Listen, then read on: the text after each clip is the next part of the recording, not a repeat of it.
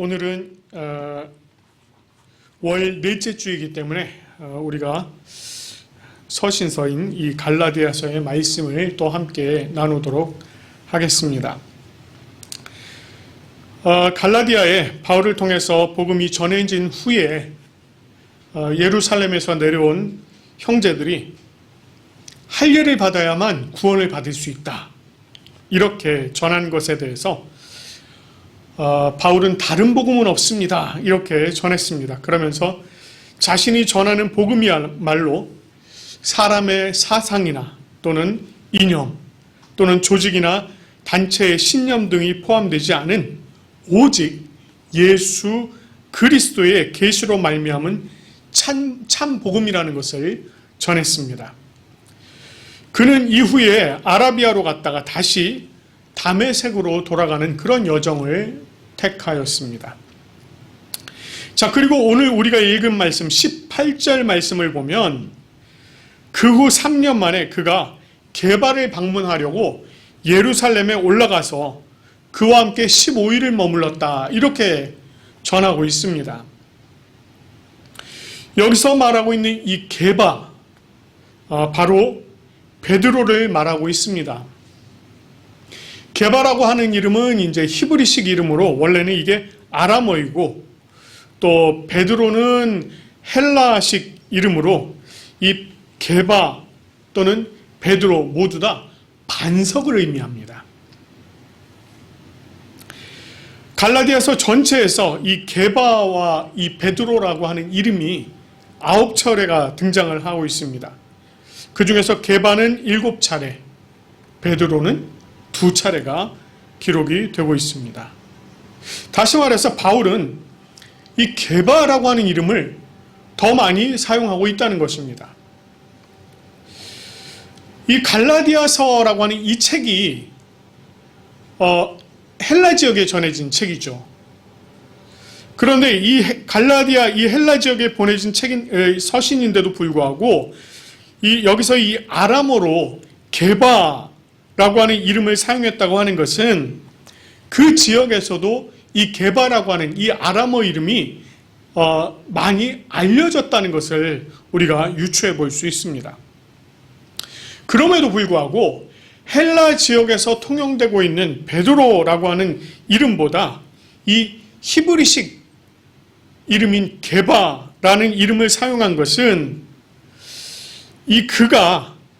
그러니까 바울이 이 게바와 특별한 관계를 맺고 있다라고 하는 것을 표현하고자 한 것입니다. 물론 여기서 바울이 말하는 이 특별한 관계라고 하는 것은요, 자신의 입지를 위해서 뒷배가 되어줄 만한 그런 관계를 말하는 것은 아닙니다. 다시 말해서 이 바울의 사도성에 대해서 이렇게 자꾸 이의를 제기하는 사람들이 많다 보니 마치 베드로가 자신의 사도성을 인정해 준 것처럼, 그런 관계 속에 있는 것처럼 그렇게 이야기를 하고자 이 게바를 만났다고 이야기하는 것이 아니라는 것입니다. 여기서 이 특별한 관계, 이게 과연 어떤 관계인가라고 하는 것입니다. 자, 이 특별한 관계를 설명하는 내용이 바로 18절 말씀에 이 게바를 방문하려고 예루살렘에 올라가서 그와 함께 15일을 머물렀다는 데서 그 내용을 찾아볼 수가 있습니다.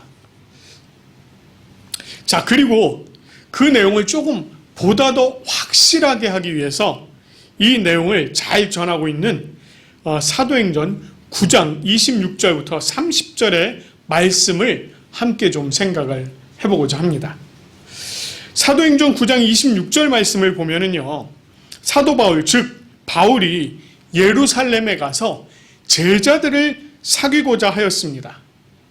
그랬지만 이 제자들이요, 이 사도 바울을, 그때 당시는 이제 사울이었죠, 사울을 두려워하였습니다. 그래서 그가 제자됨을 믿지 않았다라고 했습니다. 왜냐하면 불과 몇 년 전만 해도 이 바울이, 그러니까 그때 당시 사울이었죠, 사울이 스데반이 죽임당하는 것을 마땅히 여겼고요. 또 교회를 잔멸하기 위해서 성도들을 끌어다가 옥에다 넘겼고, 또 이 다메섹에 있는 성도들을 잡으러 가기 위해서요, 이 공회에서 이 회당들을 방문할 그 공문을 받아가지고 갔던 그런 사람이었습니다. 그런 그가 어느 날 갑자기 회심했다고 하면서 제자들을 사귀고자 했으니 그들이 두려워하는 것은 마땅한 일이었습니다. 그런데 바나바가 다시 그를 데리고서 사도들에게 가서는 그가 다메섹으로 가던 길에 어떻게 예수님을 만나게 되었는지, 또 그 예수님께서 그에게 어떤 이야기를 하셨는지, 그리고 그가 다메섹에서 담대히 예수 그리스도의 이름을 전한 일 등 이런 모든 일들을 다 알려주었습니다. 그 말을 들은 제자들이 이제 이 사울과 함께 예루살렘을 출입하면서 주의 이름을 담대히 전하였고, 또 헬라파 유대인들과 함께 말하며 변론하였다, 이렇게 기록하고 있습니다. 이게 바로 사도행전 9장의 내용입니다. 자, 이와 같이 바울은요, 자신이 게바를 방문하려고 예루살렘에 올라가서 그와 함께 15일을 머물렀다라고 하는 것은 예수님께서 자신을 만나주신 사실, 그 사실을 간증을 하고 그와 함께 예수 그리스도의 복음을 전했다는 이 특별한 관계가 형성되었다는 것입니다. 다시 말해서 주님 안에서 한 형제가 되었고 예수 그리스도로 말미암아 복음을 전하는, 함께 복음을 전하는 특별한 관계가 되었다라고 하는 것을 이 사도 바울이 이 갈라디아 지역에 있는 형제들에게 전하고자 했다는 것입니다. 그리고요, 이 바울이 계속 이야기를 이어갑니다. 갈라디아서를 통해서 계속 이야기를 이어가는데, 바울이 게바와 함께 머무는 동안 주의 형제 야고보 외에는 다른 성도들을 보지 못했다고 전하고 있습니다. 여기서 말하는 주의 형제 야고보라고 하는 이 인물은 이렇게 주님께서 제자로 세우고자 부르셨던 세베대의 아들, 또 요한의 형제 그 야고보나 알페오의 아들 야고보를 말하는 것이 아닙니다.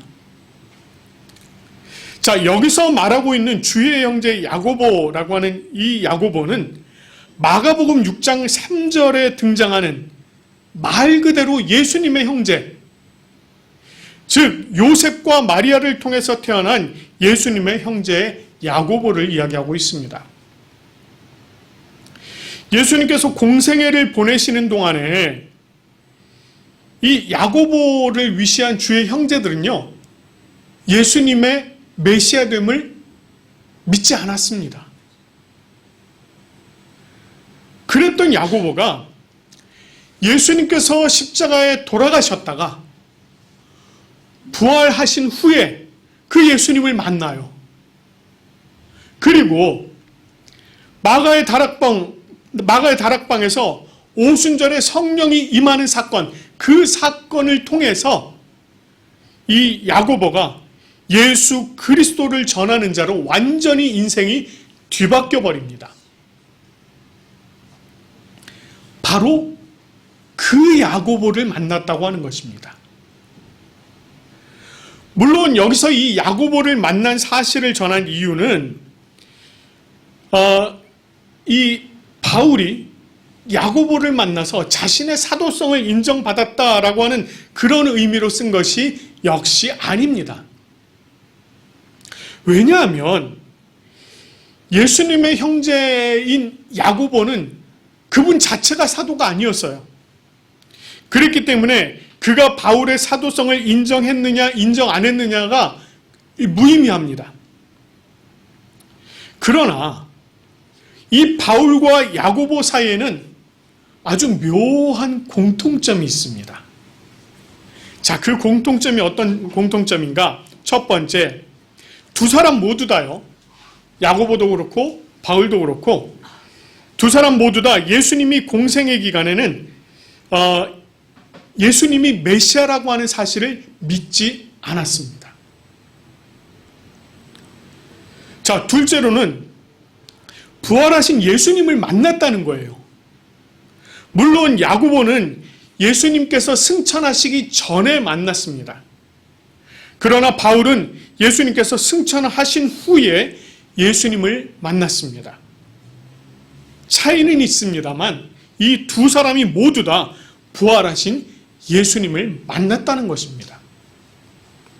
자, 세 번째는 성령의 충만함을 받았다는 점입니다.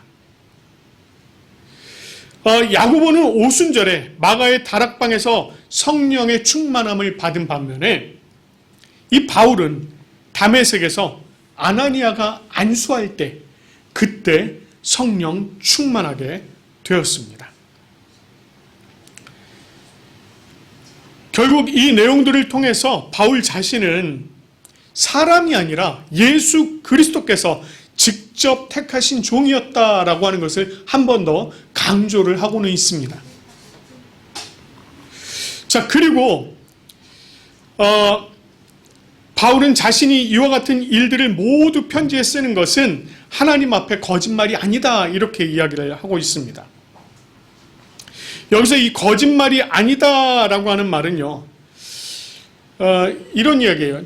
이 지금 거짓말 이렇게 지금 우리말로는 명사처럼 이렇게 보이잖아요. 거짓말이라고 하는 명사처럼 보이는데 이게 본래는 거짓말하다라고 하는 동사입니다. 거짓말하다.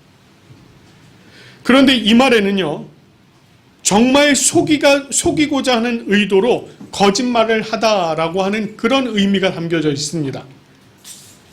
물론 거짓말은 속이고자 하는 것이죠. 그런데 여기서 말하는 거짓말은 누군가를 속이기 위해서 사전에 미리 의도되고 또 철저하게 계획이 되어서 준비된 거짓말을 하다라는 의미가 지금 이 거짓말이라고 하는 이 단어의 의미입니다. 그런 의미에서 바울이 거짓말이 아니다라고 하는 말은 누구를 속이기 위한 의도가 요만큼도 없다, 쇼도 없다 라는 것을 말하는 것입니다. 그것을 하나님 앞에 맹세할 수 있다 이렇게 지금 얘기하고 있는 것입니다. 이 바울이요, 그리고 나서 이제 수리아와 길리기아에 갔던 일을 설명을 하고 있습니다. 이 내용을 잘 설명하고 있는 내용이 또 사도행전 9장 30절과 11장 19절 이후의 말씀입니다. 바울이 예루살렘에서 15일 동안 복음을 전했고요.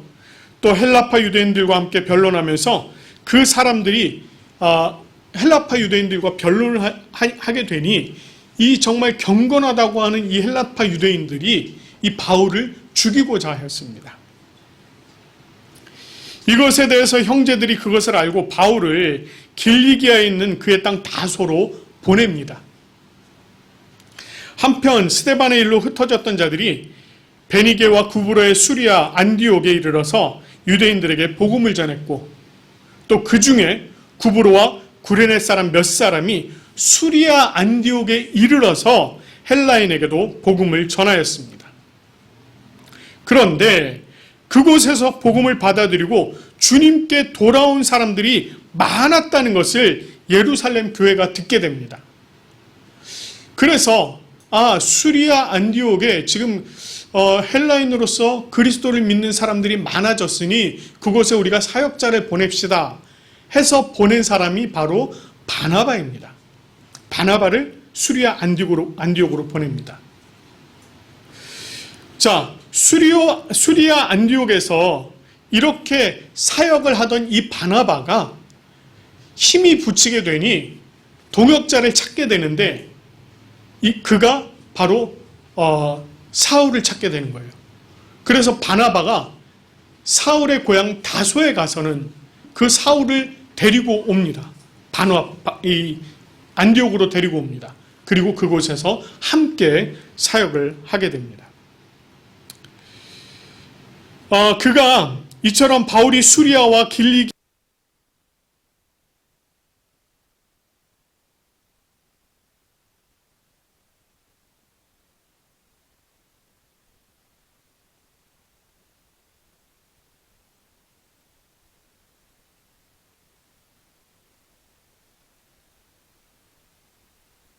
하고 있는 것입니다. 이렇게 사역하고 있었던 바울에 대한 소식이 유대 교회들에게 전해지게 되었습니다. 유대 교회 입장에서는요, 바울을 본 일이 없습니다. 이 바울을 본 일이 없기 때문에 그를 얼굴로는 알지 못했어요. 그러나 그들 사이에서 과거의 바울, 즉 사울이라고 하는 그 이름은 굉장히 악명 높았습니다. 자신들을 박해하던 자가 그토록 싫어하여서 멸하려던 그 도, 하나님의 도, 그 복음을 전한다는 말을 들었고 이 일로 인해서 하나님께 영광을 돌렸다는 것입니다. 여기서 이 하나님께 영광을 돌렸다라고 하는 이 말은 하나님께서 하나님 되심을 인정했다라고 하는 이 말입니다. 하나님께서 하나님 되심을 인정했다. 이 말을 조금 풀어 설명하자면 이런 말입니다.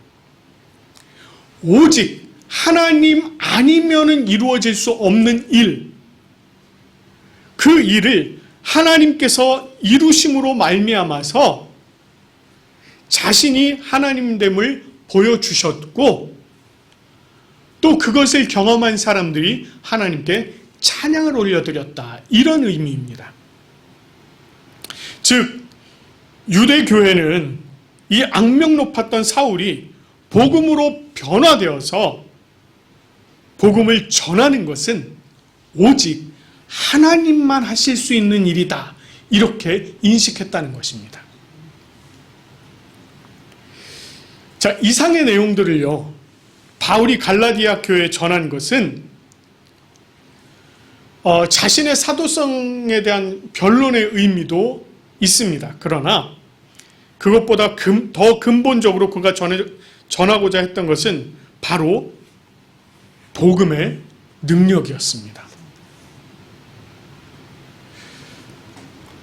복음의 능력이 야고보를 변화시켰듯이 자신을 변화시켰고 뿐만 아니라 그 복음의 능력으로 말미암아 게바와 함께 복음을 전하는 주님의 형제가 되었고 더 나아가서 그 복음의 능력으로 말미암아 자신으로 인하여 유다 교회가 하나님 앞에 영광을 올려드리게 되었다는 것입니다.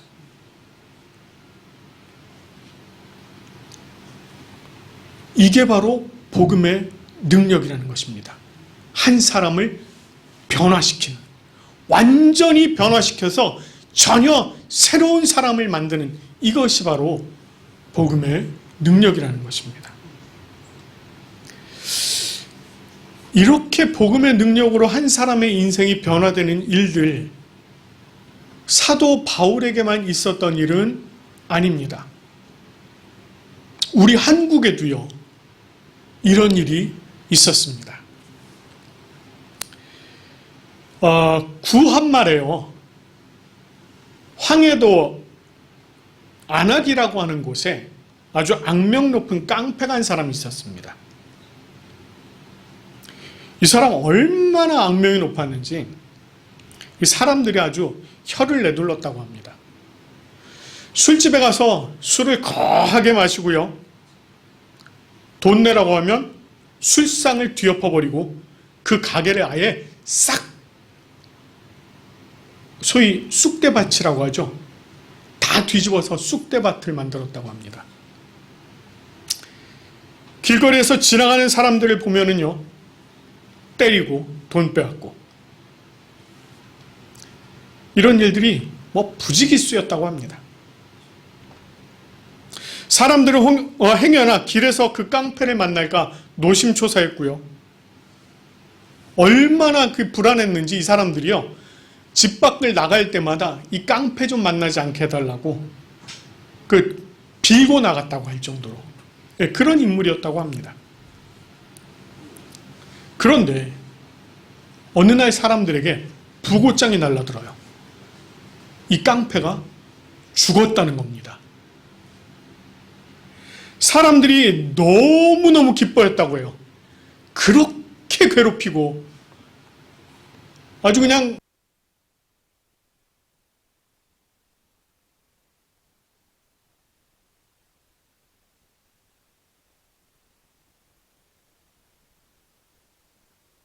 기뻐했겠습니까?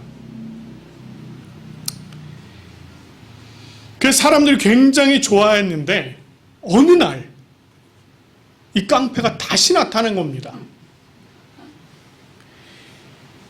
여러분 생각해 보십시오. 이 사람 죽었다고 다들 즐거워하고 막 기뻐하고 박수치고 막 이랬는데 그 사람이 다시 나타났으니 얼마나 사색이 됐겠습니까? 더군다나 그 죽었다고 기뻐하는 걸 사람들이 봤으니 아 이제 우리 죽었다 또 이렇게 생각을 했을 겁니다. 그런데 이 사람이요 이렇게 얘기하더랍니다. 여러분 과거의 김익두는 죽었습니다. 저는 이제 예수님으로 말미암아서 새로 태어났습니다. 이렇게 얘기하더라는 것입니다. 그리고는 그동안 저의 잘못으로 고생하신 여러분들에게 진심으로 사죄합니다. 이분이요 김익두 목사라고 하는 분입니다. 과거에 깡패로 생활하다가 완전히 삶이 변화해서 목사로 생활을 했습니다. 이분이 1950년에 전쟁이 발발하면서 인민군에 총에 맞아 순교를 하게 됩니다. 이것이 바로 복음의 능력입니다. 복음은요 사망 권세 아래에 있던 우리들을요 새로운 생명의 자리로 옮겨 놓았습니다. 복음은 영원한 죽음을 향해서 달려가던 우리를 그 길을 발걸음을 완전히 돌이켜서 영원한 생명의 길로 달려나가게 하였습니다. 복음은요 이 세상의 가치를 중요하게 여기며 살던 우리를 주님의 가치를 중요하게 여기며 살도록 그렇게 우리의 삶을 완전히 바꾸어 놓은 것입니다. 그리고 이 복음이 우리를 세상의 즐거움을 주는 자리가 아니라 오늘 바로 이 자리, 이 예배의 자리로 저와 여러분들을 인도한 것입니다. 또한 이 복음의 능력이 아직도 필요한 곳이 있습니다. 우리의 가정, 우리의 공동체, 우리 주변의 지인들과 우리 요 근처에 사시는 많은 분들, 이런 분들에게 아직도 이 복음의 능력이 필요하다는 것입니다. 죄와 사슬에 묶여있는 이들, 또 슬픔의 무게에 짓눌려 있는 이들, 인생의 갈 길을 몰라서 아직도 방황하고 있는 이런 분들에게 복음의 능력이 필요하다는 것입니다. 우리가 하나님께 정말 간절히 기도함으로 이 모든 것에 온전한 복음이 전해지고 그 복음의 능력으로 모든 것이 변화되고 모두가 주님의 자녀가 되며 함께 복음을 전하는 자들로 세워져서 우리 모두가 하나님께 영광을 돌리고 또한 우리 주변에 있는 우리를 아는 모든 사람들이 우리를 보며 하나님께 영광을 올려드리는 그런 놀라운 역사가 있기를 간절히 소망합니다. 우리 함께 기도하겠습니다.